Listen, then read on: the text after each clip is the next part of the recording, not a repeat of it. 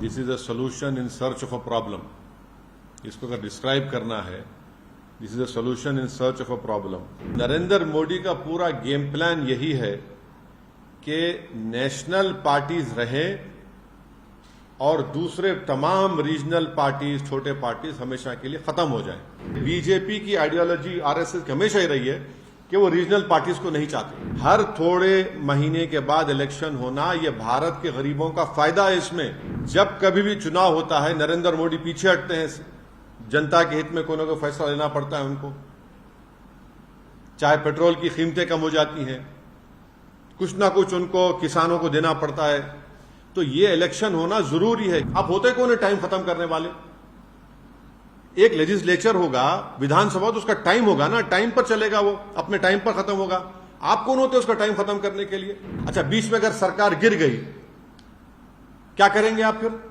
ये जो Covid committee बनाई गई थी, उसके सामने भी मैं खुद गया था, जिसमें हमने इस वन नेशन वन इलेक्शन की मुखालिफत की।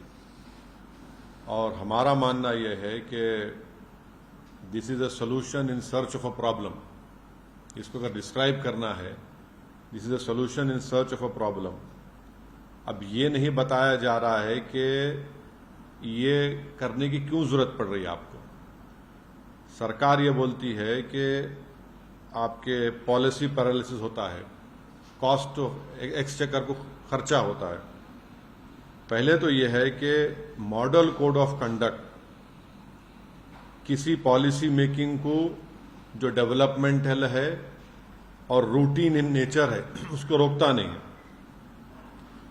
Number one. दूसरी बात यह है कि इलेक्टोरल डेमोक्रेसी एक पिलर है हमारे भारत के पूरे कॉन्स्टिट्यूशन का। अब ये वीक कंसिडरेशंस पर अगर सरकार, मोदी सरकार ये कह रही है कि हमको एक पूरे इलेक्शन एक साथ करा देंगे हम, एडमिनिस्ट्रेटिव कन्वीनियंस, इकोनॉमिक वायबिलिटी, तो अगर कॉन्स्टिट्यूशनल रिक्वायरमेंट्स अगर फाइनेंशियल और एडमिनिस्ट्रेटिव कंसिडरेशंस पे होगा तो ये तो अलग कॉन्सिक्वेंसेस होंगे, इसके एब्सर्ड कॉन्सिक्वेंसेस होंगे। तो फिर अगर आप ये बोलेंगे भाई सिविल सर्विस काम नहीं कर रहा है, पुलिस काम नहीं कर रही है, निकाल दो। जुडिशरी में बहुत से केसेस पेंडिंग है, जुडिशरी को बंद कर दो। तो ये ऐसा नहीं हो सकता है। इसीलिए ये जो वन नेशन वन इलेक्शन की बात नरेंद्र मोदी 2019 से कर रहे हैं, 2019 में जब उनको दोबारा कामयाबी मिली तो उस वक्त ऑल पार्टी मीटिंग हुई थी पार्लियामेंट की, लोकसभा की लाइब्रेरी में। उसमें तमाम पार्लियामेंट में जितने एमपीज थे, लोकसभा राज्यसभा के, उनके पार्टी के लीडर्स को बुलाया गया। उस मीटिंग में मुझे अच्छी तरह याद है कि मेरी पार्टी और लेट हमारे जो सीपीएम के लीडर सीताराम येचुरी, हमने इसकी मुखालिफत की थी। तो नरेंद्र मोदी का पूरा गेम प्लान यही है कि नेशनल पार्टीज रहें और दूसरे तमाम रीजनल पार्टीज, छोटे पार्टीज हमेशा के लिए खत्म हो जाएं। आप देखिए कि अगर नेशनल इलेक्शन होगा तो मुद्दा नेशनल होगा, रीजनल इलेक्शन होगा असेंबली का, विधानसभा का, तो रीजनल मुद्दा होगा। नरेंद्र मोदी ये चाहते हैं कि रीजनल मुद्दा कभी बने ही नहीं। इलेक्शन होगा, अगर हैदराबाद पार्लियामेंट का इलेक्शन होगा तो जाहिर है दिल्ली में जो भी जीत कर जाएगा क्या करेगा। असेंबली का तेलंगाना का इलेक्शन होगा तो भाई आप किसान को क्या देने वाले हैं, हाँ, आप कितने सोशल वेलफेयर के स्कूल्स खोलने वाले हैं, आप हैदराबाद के डेवलपमेंट के लिए क्या करेंगे। तो बीजेपी यही चाहती है कि ये वन नेशन वन इलेक्शन करवाकर रीजनल पार्टीज को कमजोर करके रख दिया जाए। और ये बार बार इनका आर्गुमेंट है कि नहीं, हर थोड़े दिन का इलेक्शन हो रहा है। हर थोड़े महीने के बाद इलेक्शन होना, ये भारत के गरीबों का फायदा है। इसमें फायदा क्यों है बता रहा हूं मैं आपको। जब कभी भी चुनाव होता है, नरेंद्र मोदी पीछे हटते हैं। जनता के हित में कोई ना कोई फैसला लेना पड़ता है उनको, चाहे पेट्रोल की कीमतें कम हो जाती हैं, कुछ ना कुछ उनको किसानों को देना पड़ता है। तो ये इलेक्शन होना जरूरी है, क्योंकि जो भी सरकार होगी वो हमेशा अपने खड़े भी रहेगी जनता की खिदमत के लिए। अगर आप 5 साल के बाद पूरा चुनाव कराएंगे तो जनता का जो वोट का बार्गेनिंग पावर है हमेशा के लिए खत्म हो जाएगा।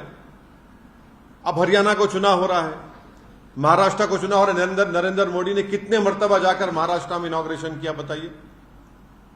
कितने मर्तबा जाकर ये डेवलपमेंट वो डेवलपमेंट का काम मैं कर रहा हूं, फाउंडेशन डाल रहा हूं।